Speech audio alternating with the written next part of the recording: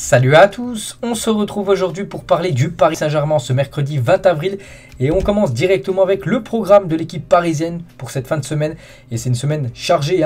Donc hier il y avait entraînement, mardi et aujourd'hui il y a match les gars. Le PSG se déplace ce soir du côté de Angers avant de nouveau l'entraînement demain et après-demain et samedi le Paris Saint-Germain reçoit l'équipe de Lens là en l'espace de 3 jours. Le PSG, Angers, Lens en Ligue 1, donc voilà c'est un gros programme pour le PSG pour cette fin de semaine et on revient tout d'abord sur le match du jour. Bien sûr, l'équipe parisienne se déplace du côté de Angers, coup d'envoi à 21 h, c'est un match de Ligue 1. Et tout d'abord, on fait un petit point sur le point médical, tout simplement, avant ce match ce soir, qui est présent, qui n'est pas présent. Et tout d'abord, on peut voir voilà, les joueurs qui ne sont pas présents, qui sont forfaits. Donc déjà, Léo Messi, les gars, Léo Messi, forfait pour le match ce soir. Donc il reste en soins pour une inflammation, tendon d'Achille gauche. Un nouveau point sera fait dans 48 heures, s'il sera disponible pour le match contre Lens, un samedi soir. Verratti, lui aussi, les gars, il reste en soins pour une contusion et un épanchement du genou gauche. La situation sera réévaluée, enfin pareil, dans 48 heures. Kimpembe, lui aussi reste en soins, la même chose pour Herrera, Kurzawa, Draxler, Paredes et Abdou Diallo. Donc voilà tous les joueurs forfaits pour ce match ce soir, ça fait quand même 8 joueurs de cette équipe parisienne et surtout 3 joueurs cadres, Messi, Verratti, Kimpembe, 3 joueurs cadres de l'équipe qui ne seront pas présents ce soir pour ce match de Ligue 1.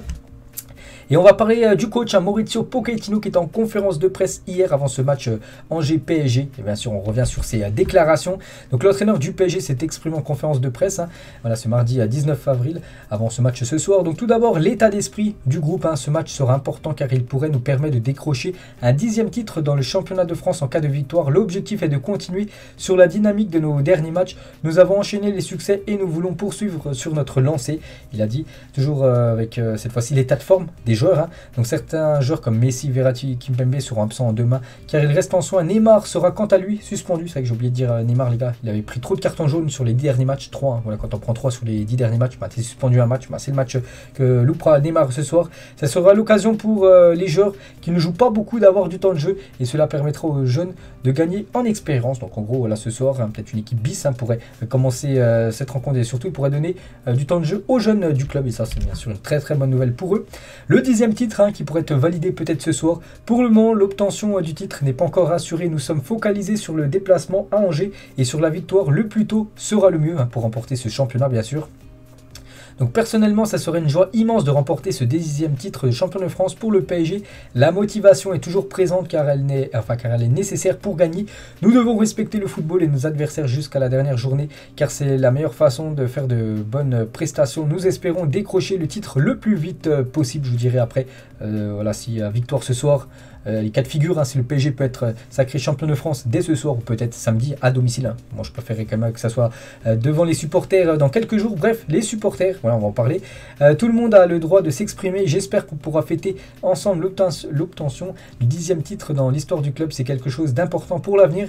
J'espère qu'il y aura une bonne entente. C'est primordial pour tout club qui aspire à remporter tous les trophées. Donc voilà les déclarations tout simplement de Mauricio Pochettino. Et du coup, le PSG se déplace à Angers ce mercredi, une rencontre qui pourrait s'avérer décisive dans la conquête du titre. Donc le PSG champion, si, donc c'est simple.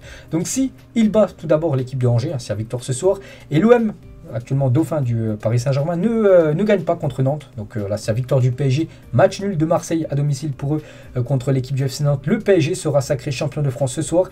Et si le PSG, par exemple, fait match nul du côté de Angers ce soir, il faudrait que Marseille perde à domicile contre l'équipe de Nantes. Donc si l'OM gagne et le PSG gagne, donc ça se fera peut-être plutôt samedi. Donc moi comme j'ai dit, je préférais que le PSG, même Marseille gagne leur match ce soir et que le PSG soit sacré champion de France à domicile samedi soir contre l'équipe de Lens. Donc du coup voilà le classement, il y a quand même 15 points d'écart entre le PSG et Marseille. Le PSG sera sacré champion de France.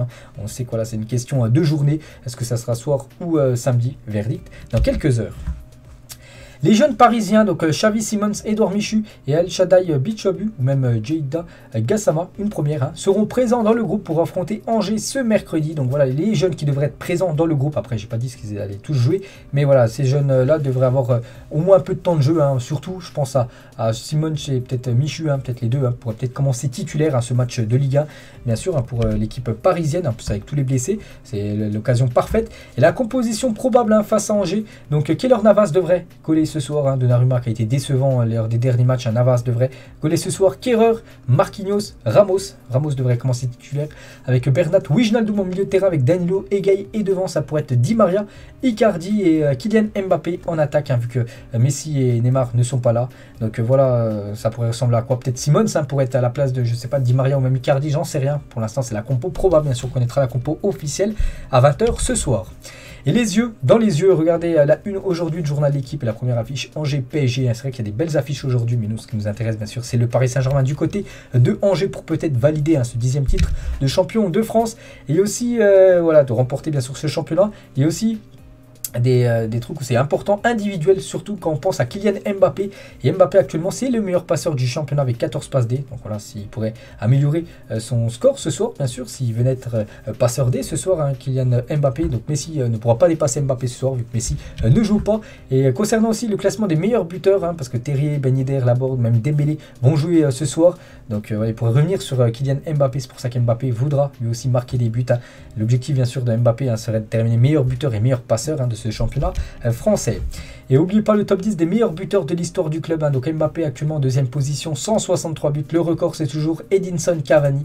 Donc voilà Mbappé, hein, bien sûr, je pense qu'il a pour objectif hein, de revenir sur Cavani. Bon, ça se fera pas cette saison. Ça pourrait se faire la saison prochaine si bien sûr Kylian Mbappé reste du côté du PSG. Ça on ne sait pas. Voilà, c'est toujours le stand-by hein, concernant l'avenir de Kylian. Et 116, donc 116 ballons touchés dans la surface adverse en Ligue 1 en 2022. Mbappé c'est le premier cette saison. Il fait mieux par exemple que tous les joueurs de Metz réunis qui ont touché 106 ballons dans la surface adverse cette saison dans tous les matchs. Alors, Mbappé c'est à 116 mais lui tout seul. Hein. Ben Yedder 93 ou même Kevin Gamero 75, intenable tout simplement. Kylian Mbappé et Pochettino les gars sur Kylian, il avait dit ça en conférence de presse, c'était avant le match contre l'OM, le classique français. Je ne l'avais pas mis, donc on va en parler aujourd'hui. Hein. Pourquoi j'aime entraîner Mbappé? On a une bonne relation, c'est important. On est content car c'est quelqu'un qu'on a vu grandir. Il était en difficulté à notre arrivée. Voilà ce qu'il dit. Hein. Il a une grande humilité, surprenant quand même. Il avait dit qu'il était en difficulté quand Pochettino est arrivé du côté du Paris Saint-Germain en tant qu'entraîneur. Bon, après, voilà ce qu'a dit hein, le coach argentin. Hakimi les gars sur sa relation avec Kylian, c'est un plaisir d'évoluer avec lui car c'est le meilleur joueur du monde. Je veux qu'il reste ici, il le sait, mais je lui souhaite le meilleur et c'est lui qui prendra la décision sur son avenir, hein, bien sûr. Est-ce qu'il restera à Paris? Est-ce qu'il ira soit certainement du côté de Madrid? Ça pour l'instant on ne sait pas, il n'y a que lui qui sait, peut-être son proche entourage. Ronaldinho les gars sur Kylian Mbappé. Mbappé a tout pour réussir à Paris. À mon époque, ce n'était pas le cas. Le club fait désormais jeu égal avec les plus grands clubs au monde. Il peut devenir le meilleur joueur du PSG, et enfin du monde, hein, même gagner la Ligue des Champions en jouant au PSG. Ça serait bien de le voir rester ici, hein, de continuer tout simplement son aventure parisienne. Hein, comme je le répète, les gars, pour l'instant, on n'en sait rien. Et toujours avec Ronaldinho, hein, il a dit aussi, hein, j'aurais adoré jouer avec lui parce que je pense que nos caractéristiques se complètent. On se serait très bien entendu, bien sûr. Hein, moi, je vois bien Ronaldinho faire des gestes techniques magnifiques, des passes des magnifiques hein, pour des buts ensuite de Kylian Mbappé. Et Mbappé les gars, donc il a atteint là il y a quelques jours la barre des 70 millions d'abonnés sur Instagram, c'est incroyable. Hein. Il est le 4e joueur le plus suivi sur Instagram derrière Cristiano Ronaldo qui est plus à 200, je sais plus combien Cristiano Ronaldo, il est, enfin beaucoup de personnes hein, suivent CR7 devant aussi Messi et Neymar et le 4e bah, c'est comment dire Kylian Mbappé voilà, qui est maintenant bien sûr une star planétaire. On va parler un petit peu transfert et à moins d'un improbable concours de circonstances, l'avenir à court terme de Pochettino ne se fera pas au PSG. Donc en gros, bah, il se fera licencier en fin de saison. Là, le PSG le conserve pour finir au moins cette saison. Ça sert à rien de le remplacer alors qu'il reste que la Ligue 1 et la Ligue 1 est quasiment validée. Il se fera licencier en fin de saison. Hein. C'est sûr, on va dire à 99,9% que le PSG ne continuera pas avec comment dire, Pochettino et va bientôt annoncer le prochain entraîneur. Hein. Donc il y a des noms Zidane, Conte, Nagelsmann. Bon, Eric Ten Hag, on peut l'enlever vu qu'il devra aller du côté de Manchester United. Donc voilà pour l'instant bah, les 3 entraîneurs peut-être qui pourrait être un futur coach du PSG. Zizou, hein, pour moi serait le mieux. Conte ou même Nagelsmann, le coach actuellement du Bayern Munich. Paredes les gars, on en parle depuis quelques jours, il devrait bien quitter l'équipe du PSG les gars. Donc le milieu de terrain argentin ne trouverait plus sa place au sein du groupe. Hein. D'après l'équipe, il devrait peut-être aller du côté de l'Inter Milan. Concernant Ramos, Di Maria, les dirigeants du PSG ne veulent pas conserver Ramos et Angel Di Maria la saison prochaine, mais les deux joueurs aimeraient rester une saison de plus au club. Donc Ramos peut rester lui une saison de plus, hein, vu qu'il est en fin de contrat l'année prochaine. Donc il devrait normalement rester, même malgré que le PSG n'aimerait pas le conserver. Et Angel Di Maria, lui, devrait quitter le club, vu qu'il est en fin de contrat en fin de saison et le PSG ne prolongera pas Di Maria. C'est la même chose hein, pour Paredes qu'on a parlé avant, et aussi Icardi. Voilà, tous les Argentins du du PSG vont quitter le club. Enfin, le PSG aimerait qu'ils quittent le club, à part bien sûr Léo Messi qui n'est pas concerné par, par les départs des Argentins. Bref. Prolonger Xavi Simons serait la priorité de Leonardo. Lui aussi, les gars, il est en fin de contrat, Xavi Simons, qu'on pourrait peut-être voir ce soir, je vous l'ai dit. Donc, ce serait la priorité du côté de Paris pour le prolonger. C'est quand même un joueur pour l'avenir, ce jeune joueur néerlandais. On va parler de Rafinha, n'oubliez pas qu'il appartient au PSG, prêté par le PSG. La Real Sociedad souhaite recruter Rafinha définitivement. Le club espagnol pourrait proposer entre 8 et 10 millions d'euros au PSG. Donc voilà les gars, le PSG pourrait vendre un Rafinha qui n'avait jamais réussi à s'imposer quand même du côté du PSG. N'oubliez pas que le Barça, les gars, un pourcentage à la revente, je crois que le Barça touche aux alentours des 30% sur une éventuelle revente tout simplement de Rafinha. Jérôme Roten sur les gardiens. Donc la gestion des gardiens a été tuée la saison au PSG. Pochettino a choisi de mettre Donnarumma pour les grands matchs. Résultat, il y a eu une fracture dans le vestiaire. Son erreur face au Real Madrid a tellement créé de tension dans le vestiaire qu'il a explosé. Donnarumma, on a pu voir, ces derniers matchs ont été très très décevants. C'est vrai que lors des grands matchs, c'est Donnarumma qui a gaulé et il n'a pas répondu présent tout simplement. Le gardien italien. On peut voir l'équipe type de cette dernière journée de Ligue 1, c'est contre l'OM. On peut voir un joueur du PSG, les gars, c'est Marquinhos. De nouveau, il figure dans cette équipe type du championnat français. On peut voir que le PSG a subi seulement 42% de possession de balle. C'était il y a quelques jours contre l'équipe de Marseille, c'est très peu, seulement 7 tirs. Malgré la victoire des stats qu'on avait rarement vu à Paris sous l'ère QSI, surtout à domicile, surtout lors d'un match, lors d'un classico. Donc voilà, c'était un triste match du PSG malgré la victoire. Et Roten, les gars, sur le PSG, il a dit quand tu as un tel budget avec des stars et un entraîneur très bien payé, on est en droit d'attendre un peu plus de spectacle que ce qu'on a vu dimanche soir. Cette équipe joue en transition rapide depuis le début de l'année. Le PSG est incapable de créer du jeu. C'est de leur faute tout simplement. Voilà ce qui se passe actuellement du côté de Paris. Cette jeune fille a croisé les joueurs du PSG dans l'ascenseur de son hôtel juste avant PSG OM il y a quelques jours. Je ne l'avais pas montré lors du dernier épisode du PSG qui était lundi, je ne vous avais pas montré cette photo, donc elle a pris un petit selfie avec les joueurs du PSG dans l'ascenseur. Voilà, une petite info concernant cette jeune fan. Fabio Aurelio, il a dit l'absence du ballon d'or pour Neymar, si j'étais à sa place, je serais déçu. Et Neymar, les gars, a répondu bien sûr à cet ancien joueur. Je suis vraiment déçu de mon palmarès. Moralement, j'en ai marre de ces ex-joueurs qui sont là et qui n'ouvrent la bouche que pour dire de la merde, tout simplement. Il a dit ça sur ses réseaux sociaux, tout simplement. Neymar, lors d'une vidéo. Toujours avec Neymar et Messi, on peut voir une photo des deux stars du PSG. Voilà, un look très surprenant pour la star brésilienne.